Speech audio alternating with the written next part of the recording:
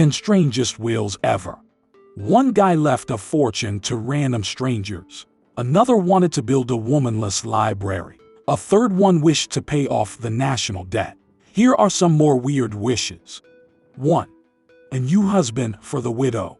German poet Heinrich Heine left his estate to his wife Matilda. But there was one unusual condition. Matilda could only get it if she remarried. This way, Heine wrote there'd be at least one man to regret my death.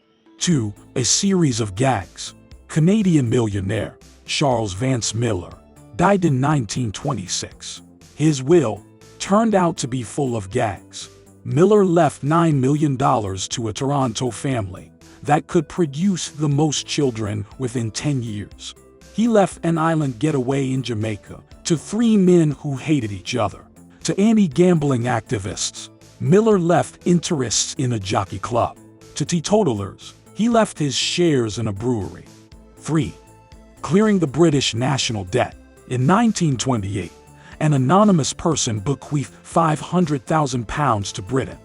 This bequest is worth more than £370 million today, but the money can only be spent once it's enough to settle the entire national debt. As of 2022, the UK national debt is £2.38 trillion. 4. A doggy millionaire.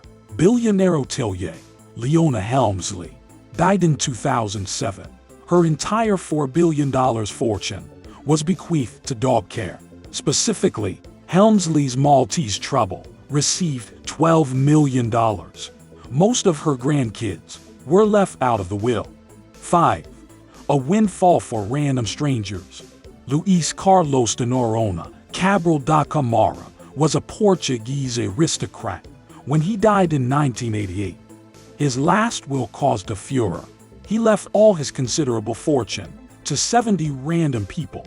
He'd chosen them out of the Lisbon phone book. 6. A patriotic drum. Solomon Sanborn was a Massachusetts hat maker. He was very proud of his state's role in the American Revolution. When he died in 1871, he asked for his skin to be made into a drum. The drum was to be inscribed with the Declaration of Independence. On the other side it had to bear Alexander Pope's Universal Prayer. Sanborn's friend was instructed to play Yankee Doodle with the drum. This was to be an annual ceremony observed on June 17th at Bunker Hill. 7. A million flowers. British millionaire Keith Owen wanted to see his favorite town bloom, so he donated his entire £2.3 million fortune to Sidmouth, Devon. The money was to be spent on planting 1 million flowering bulbs.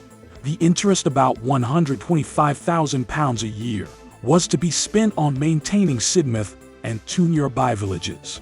8. A bitter revenge. Michigan millionaire Wellington Burke died in 1990. His will turned out to be a disappointment to his family. Burke's vast fortune was not to be passed on until 21 years after the death of his last surviving grandchild. She died in 1989, and the countdown ended in 2010. About 12 people shared a fortune of $110 million. 9. A womanless library. Attorney T.M. Zink had an intense hatred of women. He left $5 to his daughter and nothing to his wife.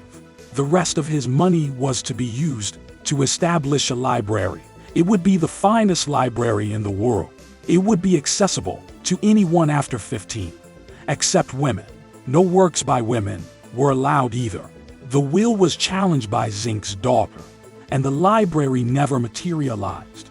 10. A humble funeral. Charles Dickens was the world's best-selling author when he died, but his will specified that he be buried in an unostentatious manner.